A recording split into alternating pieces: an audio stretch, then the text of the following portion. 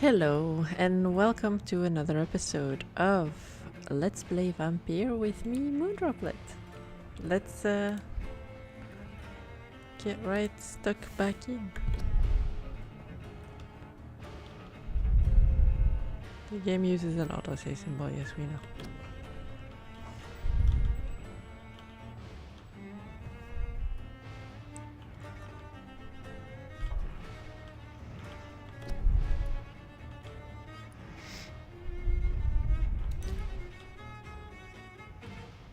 Continue.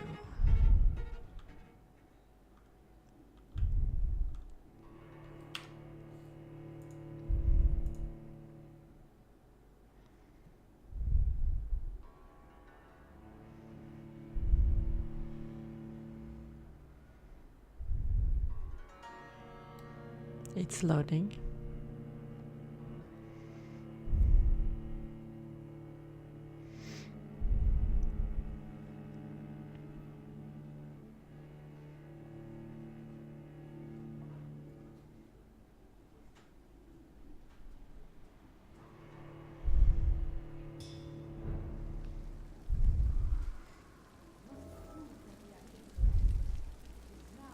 Right. That's what we were doing.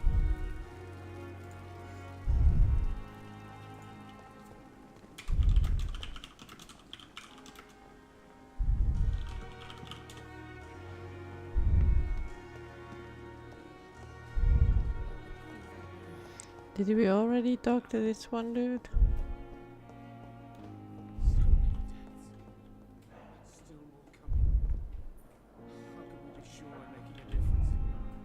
I'm quite busy right now, Dr. Reed. Okay, yes, we've already talked to this guy. Thank you for your time. We'll talk later.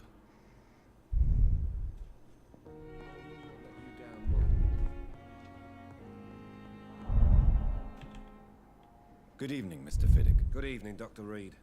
Any news about my operation? Goodbye for now, Mr. Fiddick.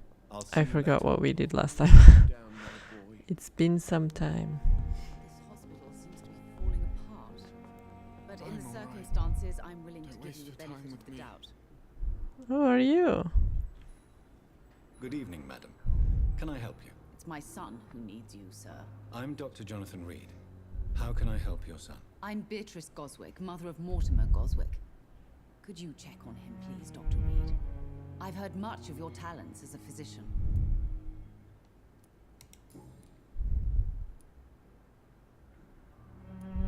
What do you think of your reception here?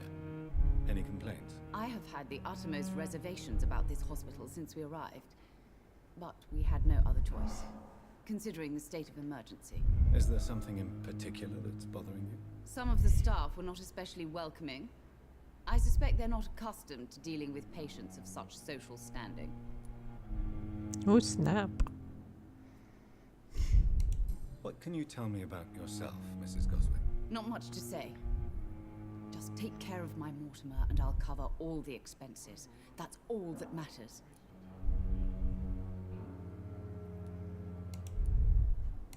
May I ask if you have an occupation, Mrs. Goswick? I'm a teacher by profession. I teach young women who are more ambitious about their futures than their families. Are you really that rich? Most of the patients here are of a more humble origin, if I may say so. Yes, thanks to my husband. May he rest in peace. I can cover any needed medical expenses. My hair got stuck on a mic. Sorry.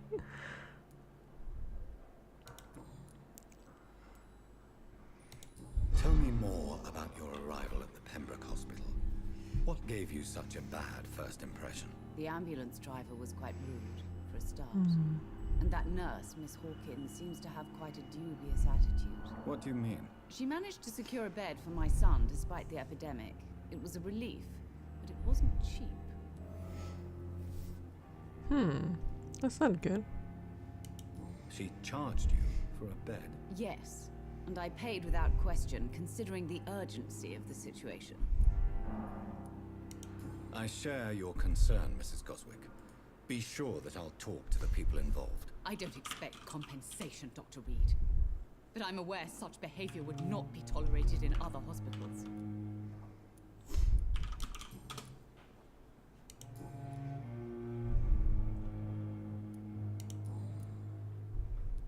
We can't ask any personal questions yet. Goodbye, Okay. Mrs. Goswick. Let's talk to dear Mortimer. Good evening. I'm Dr. Reed. Can I help at all? No, Really? Why are you here then? I don't want to talk. My throat hurts too much. I suppose that this pain is the reason you're here. Is someone taking care of you? Yes. And no. Could you at least tell me your name, sir? Mortimer. Mortimer Goswick.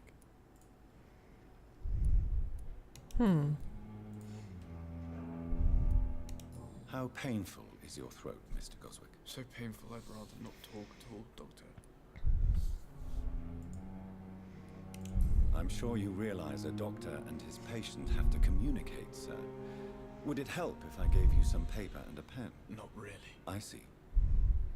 Then maybe it's not just your throat that hurts, Mr. Goswick. Perhaps your sore throat is just the consequence of something more hurtful. Yes, maybe.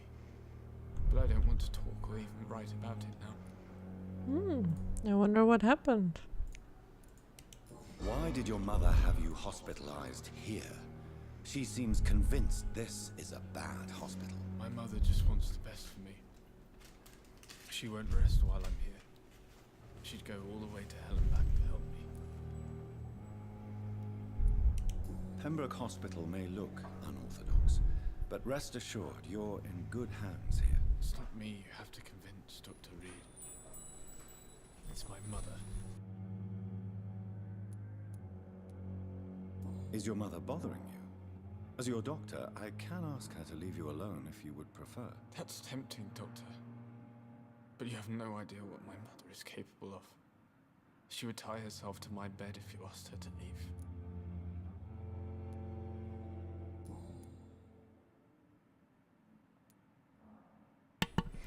This is just gonna be the same one? I don't know. Normally How they're grayed painful out. is your throat, Mr. Goswick? So painful I'd rather not. Oh yeah, this is the same. This is the same. I'll let you get some rest then. I'm alright. Don't waste your time with me.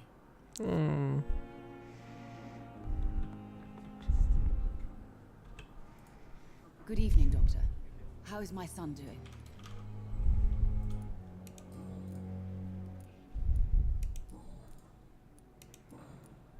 No, we don't know. Goodbye, Mrs. Goswick. How are we gonna figure out what's wrong with this man? Doctor, Good evening, Mr. I'm okay.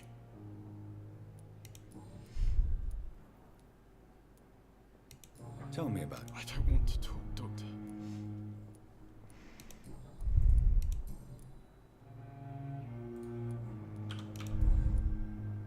I have to go now, sir. But Good evening, sir. Doctor. I don't like that. I want to talk to this. You. What can I do for you, Doctor? Not you. Sorry. Go away. Bye bye. thank you, Nurse Crane.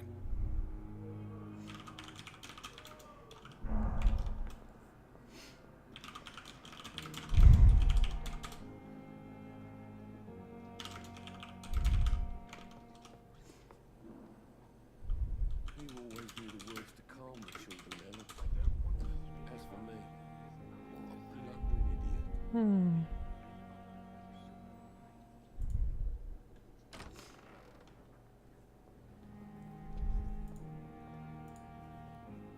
My sweet girl. Reads me like a book. I could never sleep anything from her.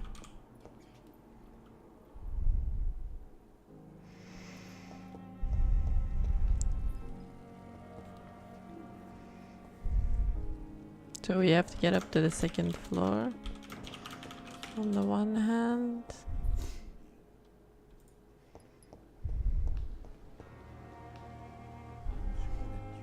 Oh, it's raining. Oh no, are these all the dead people?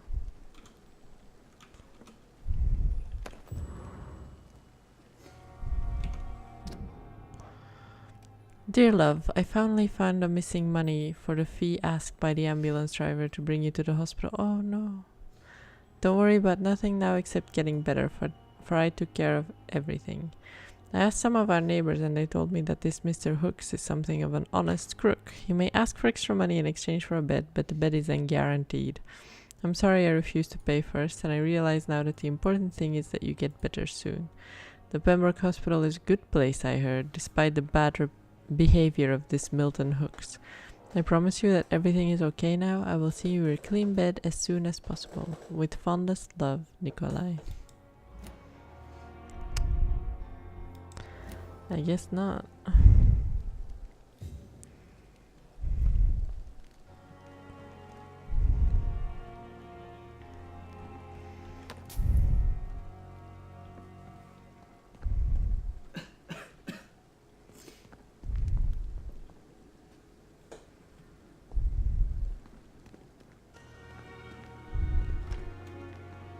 I'm sorry you ended up on a plain and cold medical bench, sir. I understand you must be It's locked, all right. fair situation. Arranged to have you as brave as your wife. I hope that might help. It's locked.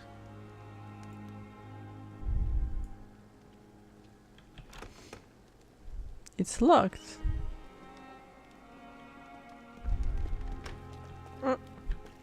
How is it? Cannot enter. Fine. How is it locked if this dude is walking in and out? Good evening. I'm Dr. Reed. Always a pleasure to meet a colleague, sir. Especially when he was supposedly dead. A colleague. Are you a doctor too? Not anymore, sir. I used to be Dr. Rakesh Chadana.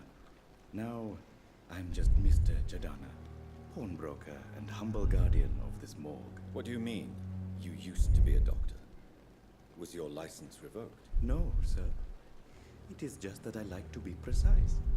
I run a little pawn shop while taking care of the dead. But I used to be a real doctor.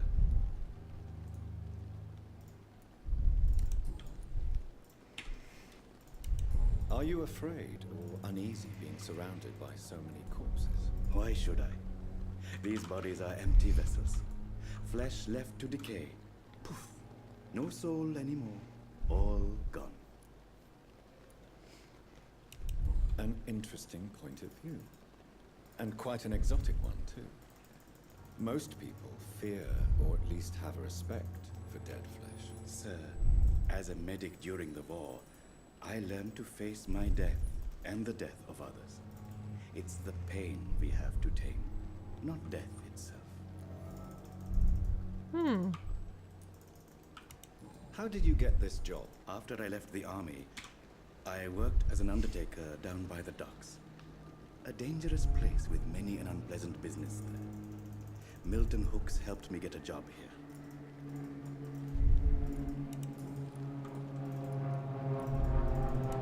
Have we met before? I don't think so, sir. Why? When we first talked, you said you were glad to meet me since I was reported dead. Funny story, sir. Your sister came here a few nights ago. You were missing, and she was looking for your body. She must be very relieved now. Oh no. Do you work here alone? Yes, very easy work, sir. All I have to do is watch a few bodies. The situation was very different when the main morgue was still open. Why do you have to watch these bodies? Because these poor fellows have no names. We keep them in case someone comes looking for the missing. Sadly, very rarely happens. Why close the hospital's main morgue? It was for sanitary reasons after the beginning of the epidemic.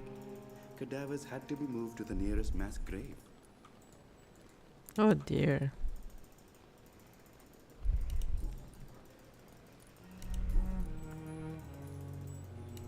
A pawnbroker? I expect you get all types of people here. Yes, sir. All kind of people. For I sell all kind of goods. Who comes here to trade with you? It's very unhygienic, even unsafe. Diseases can spread. For the customers, for the hospital. I'm very cautious, sir. I've been a doctor, remember? And all my clients are good people. In fact, I think I only know good people. What kind of goods? With the quarantine, it's not always easy to buy things. So I trade, I exchange. Some people sell, some others buy. I like to help. Interesting. Since you're not afraid of dying, do you believe in life after death, Rakesh? No, I believe we must do all the good we can while alive. For our time is short, and the obstacles are endless. Do you think you would enjoy immortality as a concept? I don't think so. Don't mistake me. I love life, and I'd like to live a long life. But everything has to decay, sir. Even goodwill. Do you really believe goodwill cannot last? As I said, sir, everything decays. If I was to never die, goodness, I would be bored or worse. And I like to be helpful, sir. Quite depressing, wouldn't you say? Yes, but the good news is we'll all die before losing our humanity, sir. So you're ready to die? No, I am not. I don't fear death, for I won't see it. What troubles me is the pain my death will inflict to those I know. You're a wise man, Mr. Chidana. No, Dr. Reed. I am a foolish man. But I like to think otherwise.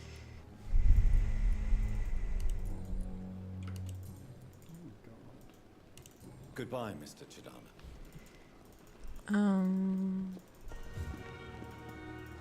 We need the rest to evolve. Okay, fine.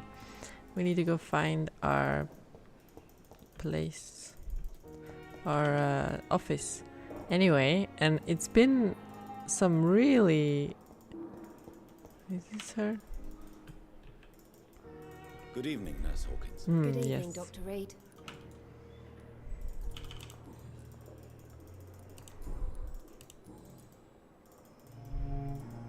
I thought we had a hint. Goodbye, Nurse Hawkins. Oh well. Let's go. Oh, who are you? Good evening, miss. I'm Dr. Reed, the new surgeon at the Pembroke Hospital. And who are you? Your name has no meaning to me, mortal. You're nothing but dust blown by the winds of eternity. I beg your pardon? What are you begging for, mortal? My clemency? Well, tonight maybe I'm inclined to mercy. You'll never forget the night you met Thelma Howcroft. You keep calling me mortal. Why is that? And if I'm mortal, what are you? Well, Dr. Reed, if you must know, I'm a vampire. And she just assumes that we are mortal? I don't think she is a vampire. And why do you believe you're a vampire? I don't need to believe anything. It is what I am. It is what I feel within this hollow shell of flesh. I don't think you are. Please, describe to me how you feel. What is it like to be a vampire? I can hear my body crumble from the inside as my flesh cracks and fades. I sense the last pulse of pustulant blood within my drying veins. I need new blood. I see. Have you ever heard of Cotard syndrome, Miss Howcroft? Never. It's a mental illness discovered by a French neurologist named Jules Cotard. The affected patients are delusional. They believe that they are putrefied, that they are dead, a ghost or a ghoul, or in your case, a vampire. Delusional, you say? Ugh, sad and petty mortal. You can't even begin to understand the concept of immortality. And you think it is I who am delusional. Yes. I'm assuming you must be a patient here. Am I right, Miss Howcroft? It's only a cover. To hide from my enemies. I can leave whenever I want. As a woman, a spirit, fog, or bat. Who are these enemies you mentioned? Can you describe them? I cannot say for sure. But I sense their eyes on me from nearby. I feel them watching me every time I visit the garden near the morgue. The staff here are not your enemy. They're here to help you, to care for you. I'm not speaking of the doctors in white. I'm speaking of the men and women who hunt me. For I am a vampire. I see. Don't worry. These people will not find you here.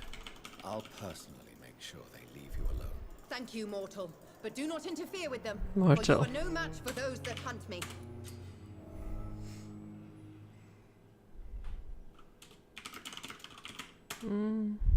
A new citizen investigation is available.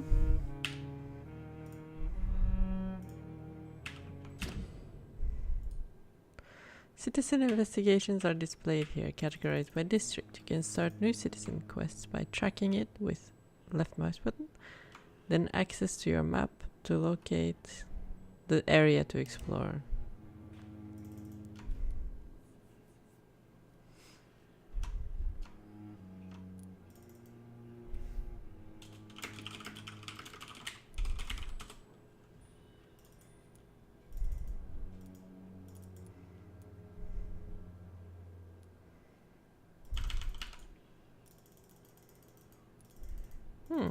Okay.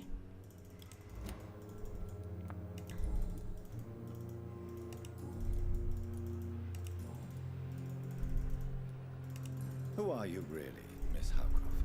I mean, apart from being a vampire. Is that not enough for you, puny mortal? What do you require? Proof of my powers? I'm curious to know who you were before becoming a vampire. It was such a long time ago, I don't remember.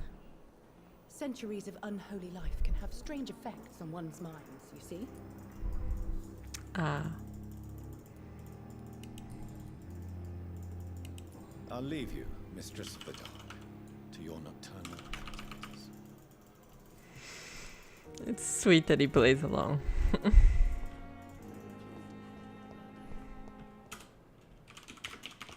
Sorry that these episodes are so slow, but I do want to talk to everybody. I want to make sure I'm not missing out on anything.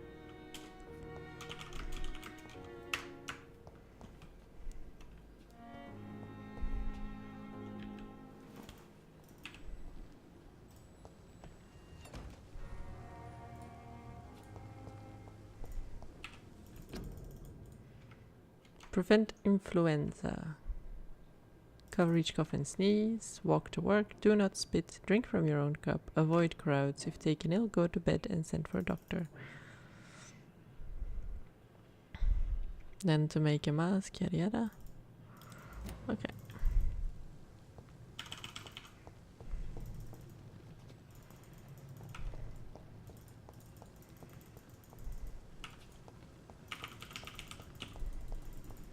It's locked, all right.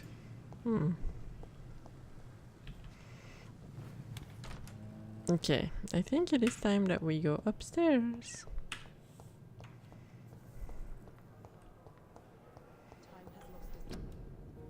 Prevent disease.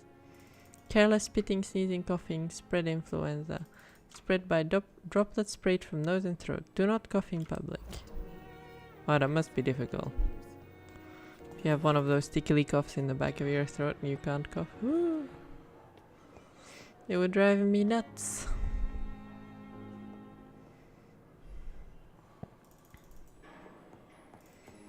Alright, what's out here? Is there stuff here? Stuff? Loot? No? Okay, let's go through those doors. Adela? I cannot enter. This one? Not now. Ah.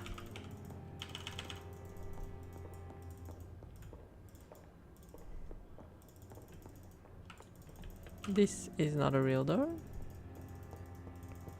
What's in here? Oh, a hacksaw.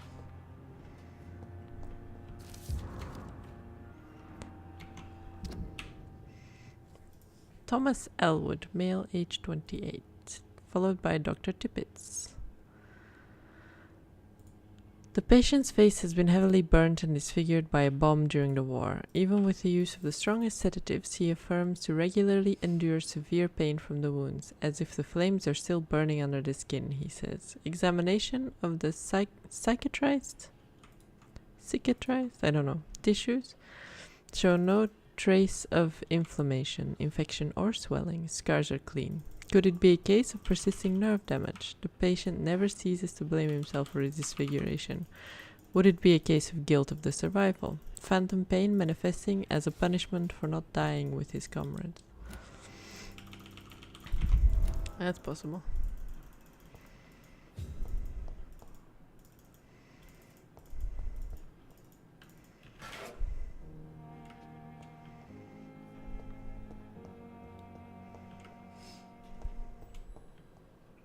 Dr. Tippett, Dr. Strickland, and Dr. Ackroyd are in one room, and It's it locked, is all locked. right. This is Dr. Reed, this is me! This must be the place. New It's hideout! definitely away from prying eyes. Hooray! Relegated to the shadows. A kingdom of my own. At least I won't be sleeping in a coffin. That's true.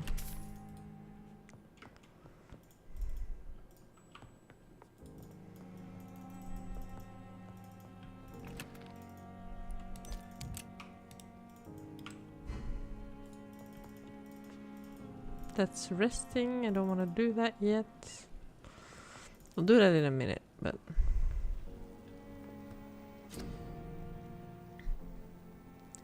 To analyze. Blood sample of William Bishop.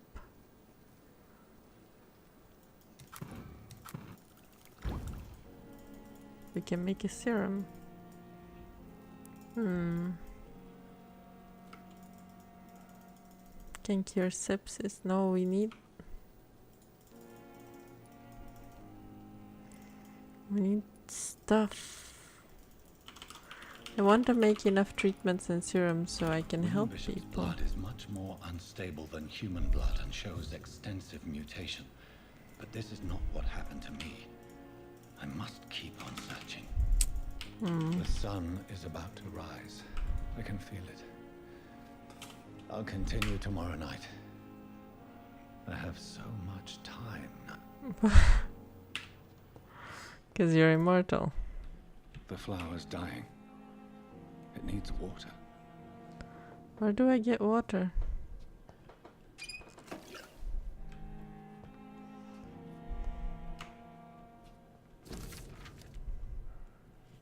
Article on econs.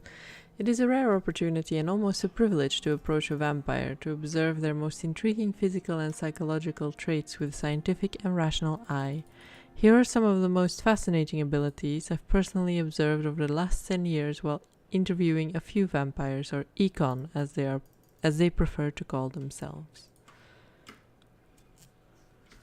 Supernatural speed. A vampire can act and move like a mortal in all his actions, but the trained eye will spot that they have the keenest senses and react quicker than any mortal. On a few occasions, alarm, surprise, necessity to flee, I have seen a vampire move so quickly it is almost as if he had vanished just to appear somewhere else. The human eye cannot follow their movements when they act so quickly, but it is not a teleport or dematerialization. It is only a supernatural speed. For me, it is cat-like attribute, which allows them to run, dodge, or jump longer and faster than us. I also noticed that such speed seems to exhaust them, and that they are bound to physical limitations. Mesmerism. Why is it not? I have to open it in the... yeah. One of the most powerful abilities a vampire can deploy is the capacity to force a mortal to obey them. I call this trait mesmerism, but it has nothing to do with a mortal ability to alter a subject's mental state. A vampire can bend a mortal to their will, and they can even break a mind.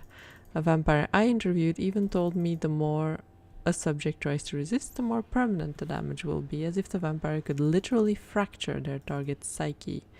The same vampire explained to me that this ability required time to master, and that the result could vary widely from one subject to another. Implant a false memory, erase a painful one, the possibilities are endless and frightening. Blood awareness. This may be the most catastrophic ability of all concerning vampires, since it is the cause of so many tragedies for them and us. Vampires crave for blood. They must use their will to restrain themselves from frenziedly drinking every drop of blood they can see. They need blood to function and to express their full supernatural traits. A famished vampire can be very weak, even if he cannot die of hunger or thirst. This urge, this need for blood, may explain why a vampire is so aroused by it. A vampire confessed to me that blood could sometimes blind him, since its smell and attractiveness can be so strong. When he focuses, a vampire can almost see blood all around them. Inside warm bodies, through walls, on a supposedly clean weapon, etc. The same vampire even told me that he can see if a mortal has clean blood or is ill, and that in some cases he can even sense diseases, infected clothes, or even items in a room. If this is true, it could have so many medical applications, it almost beggars belief.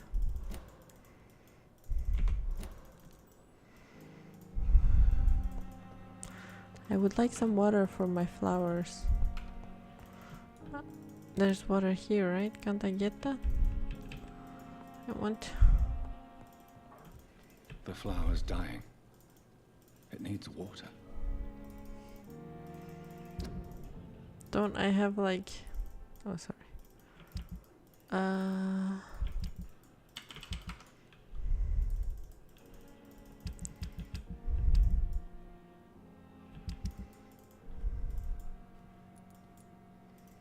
He has fatigue.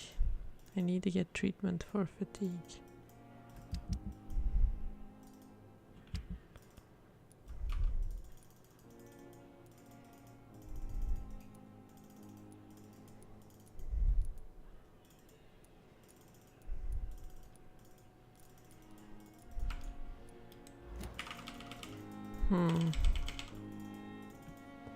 Oh, I completely stopped doing what I wanted to. Don't I have inventory or something?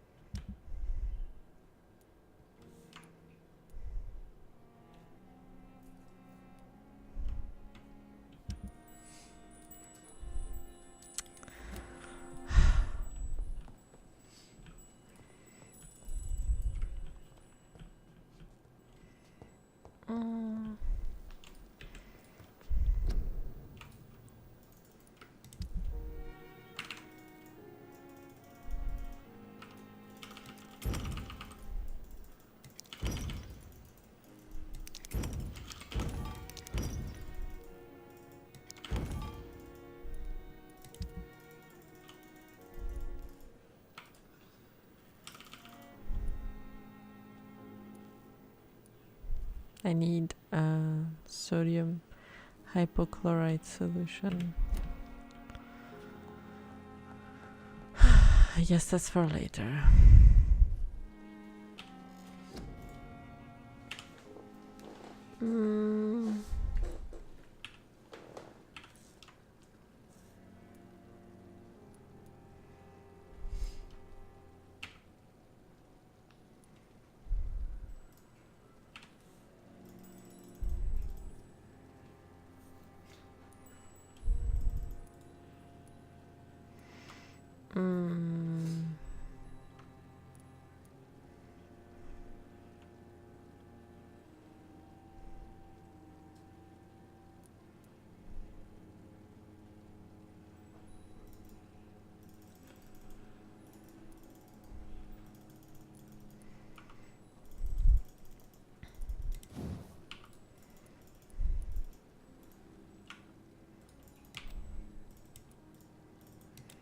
Ah, level 6 required, okay.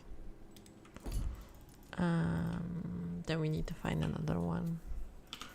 Blood capacity. Fast regen.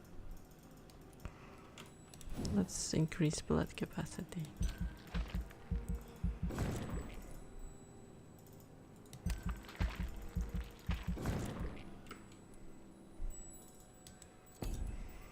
Okay.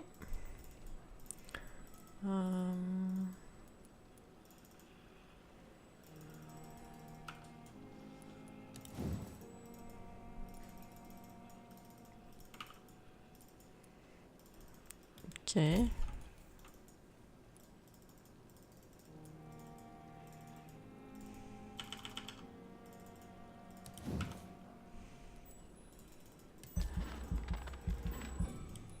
Ah, we can't have that. It's too much. Okay.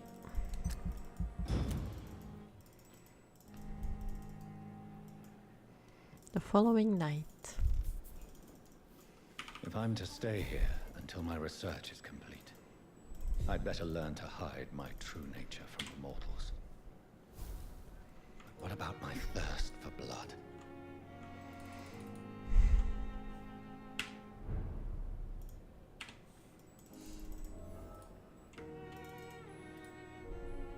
Okay. Alright, but she will have to wait because this is the end of our episode. Thank you very much for watching. And I hope to see you in... Yeah, remember to like, comment and subscribe, of course. And I hope to see you in the next video. Bye!